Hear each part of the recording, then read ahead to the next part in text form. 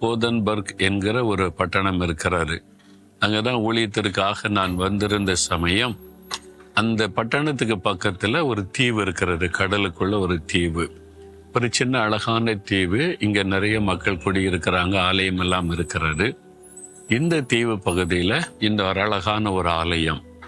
இது 1200ஆம் வருஷத்துல நல்ல மரத்தினாலே கட்டப்பட்டிருக்கிறது.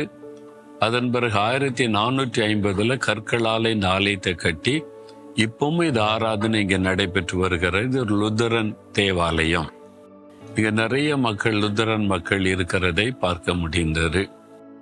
இது மார்ட்டின் லூதர் காலத்தில் உண்டான புராட்டஸ்டன்ட் எழுப்புதல் மூலமா ஸ்வீடன் தேசத்துல அந்த எழுப்புதல் உண்டாகி நிறைய மக்கள் கத்தோலிக்க மக்களா இருந்தவங்க லுத்தரன் சபைக்கு மாறி நிறைய சபைகள் இங்க லுத்தரன் சபைகள் இருக்கிறதை பார்க்க முடிகிறது. சரி, இந்த நாள் ஆண்டவர் எனக்கு என்ன வார்த்தை வைத்திருக்கிறார்னு சொல்றீங்களா? யாத்திராகமம் 34ஆம் அதிகாரம் 24ஆம் வசனம், உங்கள் எல்லைகளை நான் விஸ்தாரமாக்குவேன் அப்படின்னு ஆண்டவர் சொல்றார். இது கர்த்தர் உங்களுக்கு கொடுக்கிற ஒரு வாக்கு. என் மகளே, உன் எல்லைகளை நான் விஸ்தாரமாக்குவேன். என் மகனே, உன் எல்லைகளை நான் விஸ்தாரமாக்குவேன். வெள்ளை விஸ்தாரமாகன்னு சொன்ன உடனே நம்ம சொத்துக்கள், இடங்கள், வியாபாரம், தொழில், வருமானம் தான் நினைப்போம்.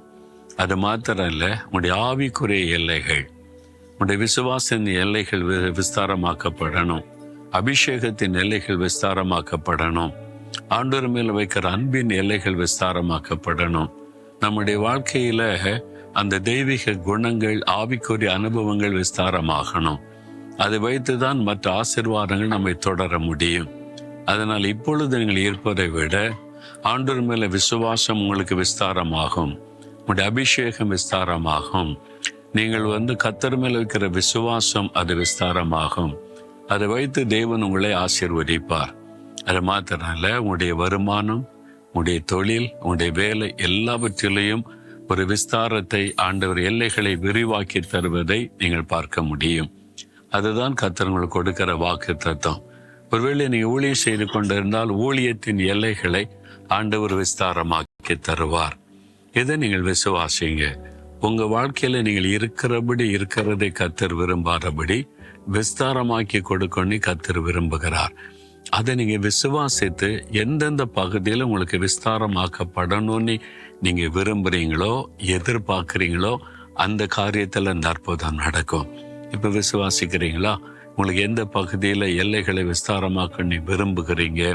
உங்களுடைய ஆவிக்குரிய வாழ்க்கையில, உங்களுடைய குடும்ப காரியத்துல, பிசினஸ் காரியத்துல, ஊழிய காரியத்துல, அல்லது தேவன் மீது வைக்கிற அன்புல, விசுவாசத்துல, எதுல நீங்க விஸ்தாரமாக நீ விரும்புறீங்க?